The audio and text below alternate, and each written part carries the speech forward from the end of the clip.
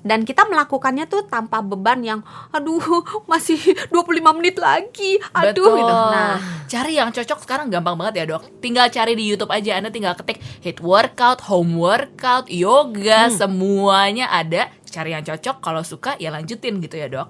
Tapi kalau e-sport susah ya. Jempolnya doang soalnya. Jempol Anda nanti berotot ya, agak ada di sini berotot, tapi badan Six pack. enggak, sisanya yang lain enggak. Jadi kalau bisa semuanya ya, Iya. Dok, ya kan? Oke. Hai sahabat Sonora, kembali lagi bertemu dengan Doksan dan juga Diksan di acara Kamu Sehat. Kali ini kita akan ngomongin soal resolusi sejuta umat di tahun baru. Karena biasanya ini ada di top of the list nih, Dok.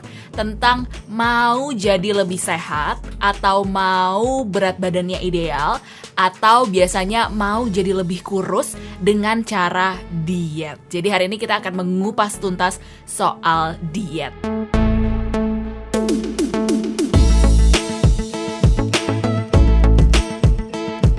Ya, itu resolusi yang gak berubah tuh dari tahun 19 Berapa nih?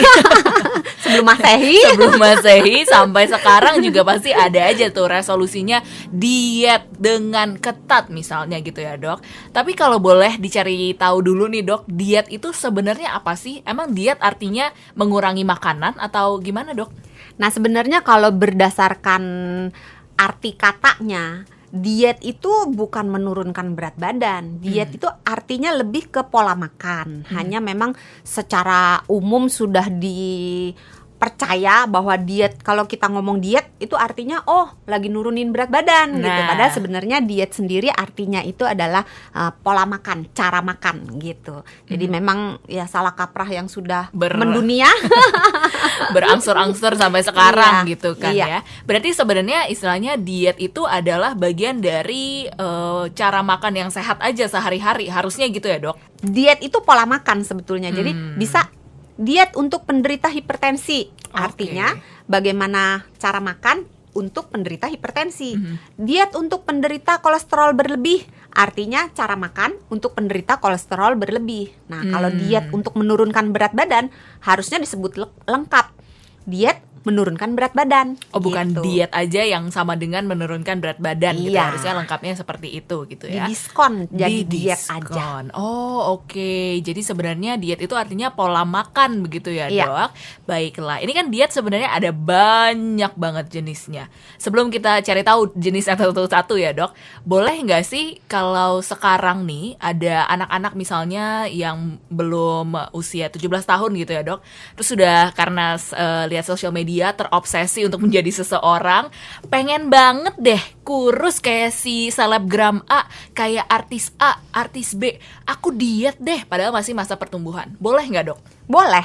Boleh ya? Aneh ya. Waduh. Bahkan di beberapa negara maju, anak-anak usia sekolah yang dinilai mengalami masalah berat badan, di mana berat badannya itu berlebih atau kegemukan, obesitas, itu akan diatur pola makannya, diatur aktivitasnya, diatur tidurnya, supaya berat badannya mencapai berat badan ideal. Karena seperti kita ketahui bahwa peningkatan berat badan di atas berat badan ideal itu korelasinya ke penyakit itu banyak banget gitu, mulai dari diabetes, kelainan tulang, hipertensi, kanker, sampai persoalan yang tampaknya sederhana tapi nggak enak gitu, misalnya keringat yang berlebih sehingga mungkin baunya agak kurang sedap. Aduh. Atau munculnya jamur di lipatan-lipatan kulit karena dia keringatnya berlebih, hangat, lembab gitu ya. Jadi penderita obesitas seringkali menderita juga penyakit kulit, belum lagi secara psikis kan banyak cercaan gitu ya. digodain sana sini gitu kan ya. Tapi poinnya, walaupun boleh, tapi ingat, anak-anak itu masih dalam masa pertumbuhan, membutuhkan gizi yang cukup, membutuhkan gizi yang beragam, yang jangan sampai kalau dia ingin menurunkan berat badan maka kebutuhan gizinya itu tidak terpenuhi, maka harus diatur oleh ahli gizi. Oke, ini kayaknya jadi peran penting buat orang tua mengedukasi anaknya ya dok, bahwa diet itu bukan semata-mata ya menurunkan berat badan bisa, tapi lebih ke pola hidup sehat secara keseluruhan gitu kan ya dok? Iya, betul. Jadi bukan secara ekstrim, aku nggak mau makan nasi atau karbo apapun selama 10 tahun gitu misalnya dok. Atau aku Itu nggak mah mau, 3 bulan doang bertahannya. apalagi orang Indonesia gitu kan ya, makan Belum nasi. makan, kalau belum makan nasi. Ya, padahal udah makan roti Pizza gitu pula kan. gitu kan. Makan pizza pakai nasi. Di mana tuh keluarga Doksan nampaknya yang kayak gitu aja ya, yang lain sih enggak ya. Aku lebih ke spaghetti pakai nasi, enggak Oh iya. bercanda. Oke, kita Atau lanjut mie lagi. instan pakai nasi. Aduh, nggak selesai Lanjut, nih. Oke, berarti sebenarnya nggak ada ketentuan khusus. Siapapun bisa menjalankan diet untuk tujuan-tujuan tertentu karena sebenarnya diet itu pola makan yang sehat seharusnya Ya. kan.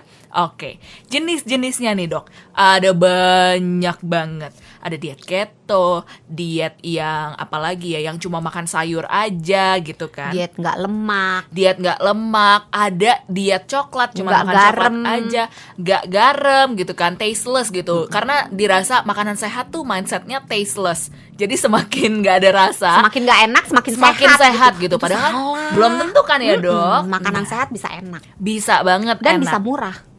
Itu dia buat Anda sama seperti saya mencari-cari makanan sehat yang wow, harganya kok mahal banget. Kalau masak sendiri tinggal ke pasar aja terus masak sendiri, selesai, murah rasanya, Iya. juga enak gitu Bisa kan. cepet juga. Cepat juga gitu kan. Makanya trik-triknya banyak. Nanti Nah. video berikutnya kita buat ya. Ih, boleh banget. Bagaimana Bu Prot?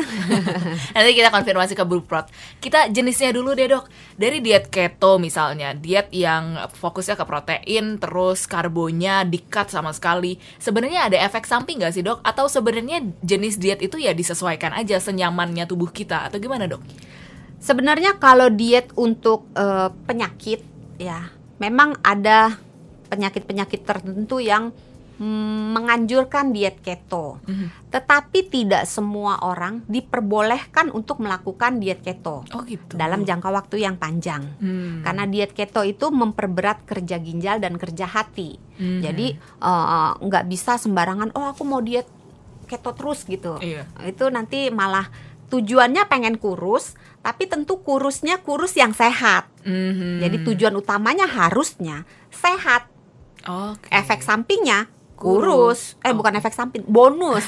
Bonusnya kurus gitu. Jadi jangan kita mencapai tubuh yang ideal, tetapi jeroannya jelek gitu. Jadi nanti fungsi outside-nya aja bagus, pas dilihat dalamnya aduh. fungsi ginjalnya hancur, fungsi hatinya hancur, fungsi lambungnya rusak gitu. Buat apa? Nanti ujung-ujungnya ketika kita agak berumur, kita mau makan pun susah gitu, karena jeroannya udah rusak dan penyakit-penyakit macam-macam datang. Tentunya nggak nyaman kan. Penampilan baik tentunya harusnya fisiknya juga baik, sehat. Nah, macam-macam cara diet sebetulnya paling gampang itu adalah diet yang paling bisa kita ikuti sepanjang segala abad. Seumur hidup gitu kan. Iya, karena nggak mau dong berat badan itu kayak yoyo turun 15 kilo sebulan. Karena saya minum air doang dok. Minum air aja katanya mekar. Emang lu spons gitu. Saudara SpongeBob Anda. Iya. Kalau minum air putih doang nggak bisa. Ini salah satu mitos ya.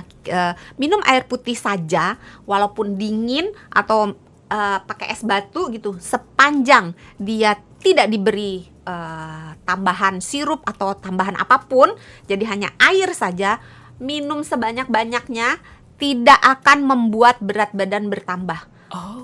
Pada saat minum ya nambah lah kan. Iyalah. Masuk nih minum seliter ya nambah beratnya seliter gitu kan. Tapi setelah itu kan pipis. Nah. Setelah pipis beratnya balik lagi. Jadi nggak usah khawatir. Okay. Karena Minum. air itu 0 kalori kan Ya, dok? 0 kalori. Teh Walaupun juga. dingin. Walaupun dingin ya. Iya. Jadi mitos yang mengatakan atau informasi yang beredar, jangan minum air dingin nanti berat badannya nambah, nanti lemak di perutnya malah membeku gitu kan. Katanya itu mitos berarti ya. Mitos. Kita pernah bahas deh kayaknya ini ya dok di video-video Kita. awalnya.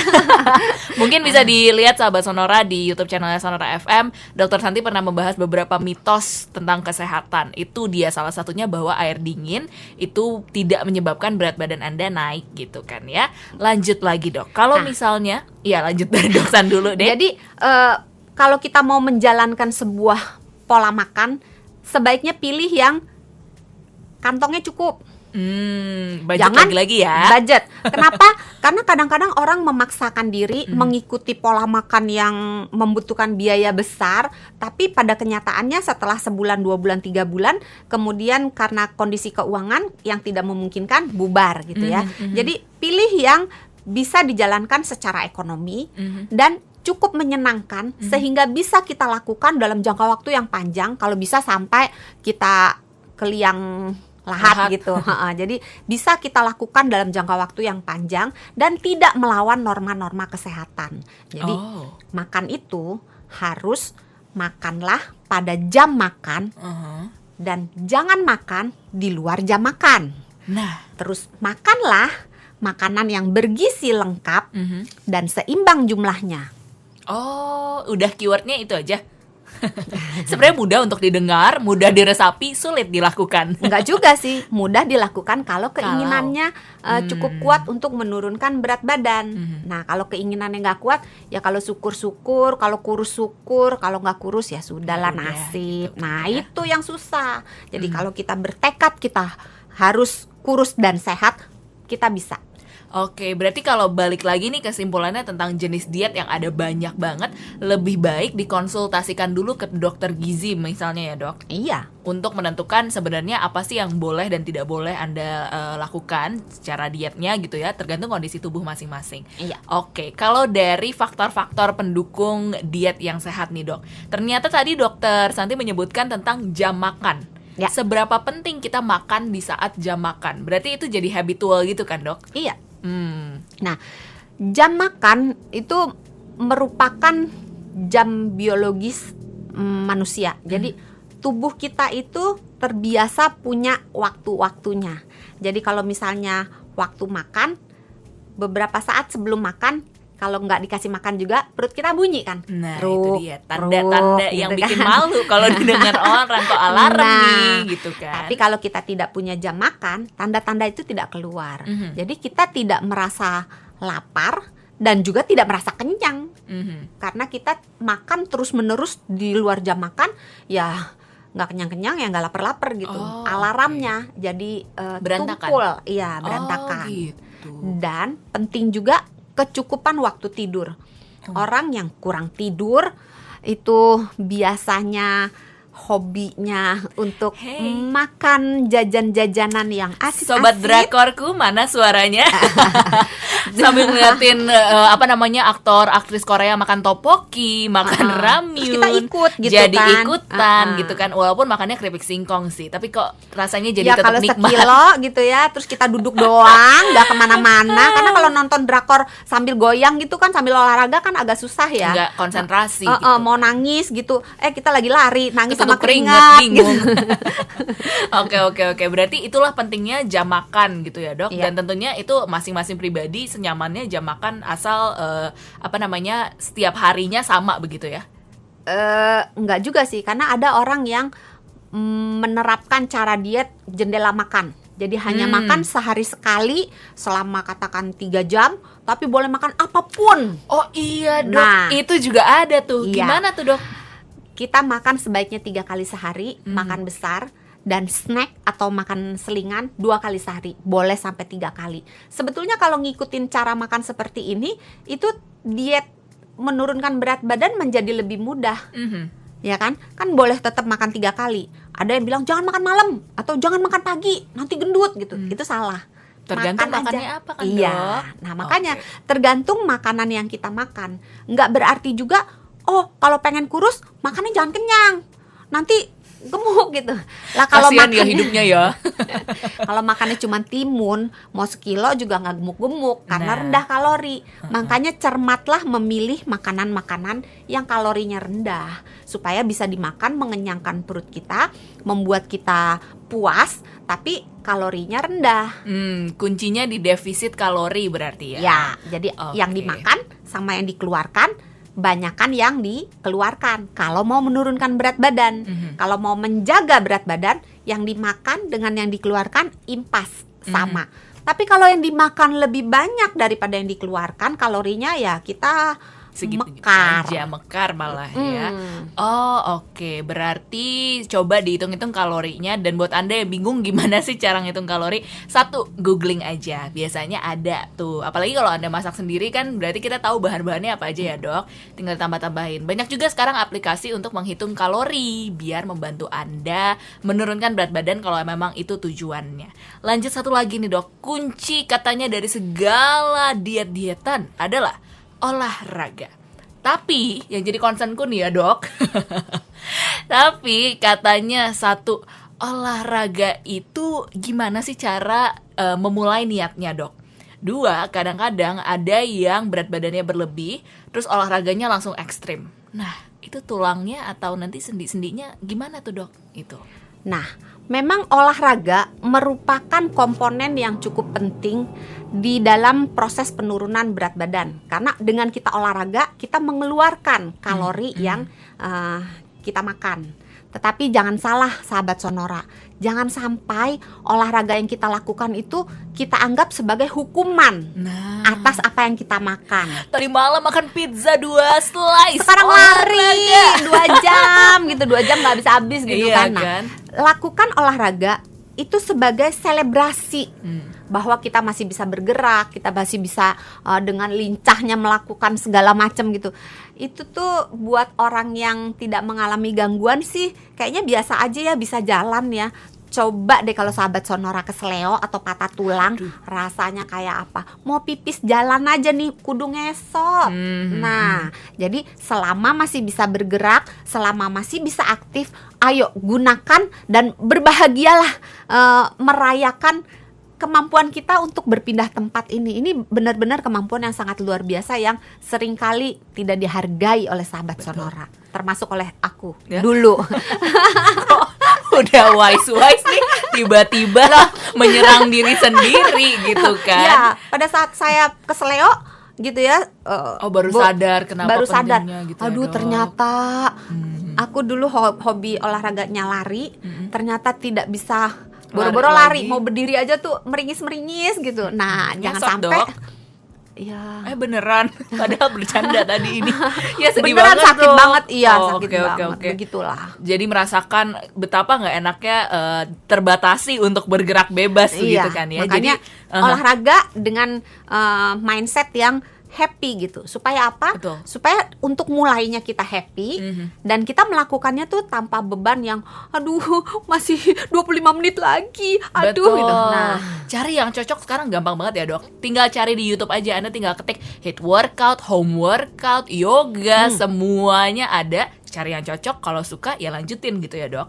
tapi kalau e-sport susah ya. Jempolnya doang soalnya. Jempol Anda nanti berotot ya, agak ada di sini berotot, tapi badan Six pack. enggak, sisanya yang lain enggak. Jadi kalau bisa semuanya ya, Iya. Dok, ya kan? Oke, kalau ke pertanyaan yang kedua, Dok. Ketika ada seseorang yang berat badannya berlebih tapi memaksakan kayaknya biar pol nih ya, biar cepet turunnya, saya jumping jacks, saya apalagi ya lari yang lompat-lompat high intensity lah istilahnya olahraganya. Sebenarnya direkomendasikan gak sih dok? Ya tergantung.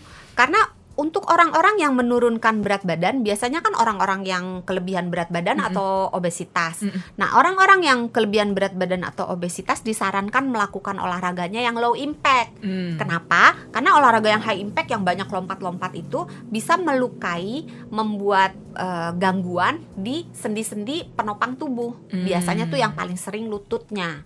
Dan sialnya gangguan ini nanti terasanya setelah bertahun-tahun kemudian. Oh, berarti Makanya lompat-lompat sekarang sih cepet turun, tapi biasa aja kan rasanya gitu kan. tapi nanti kalau udah 40-an, 50-an mau jalan tuh susah, Sakit ya, Dok? sakit. Makanya pilih olahraga yang low impact.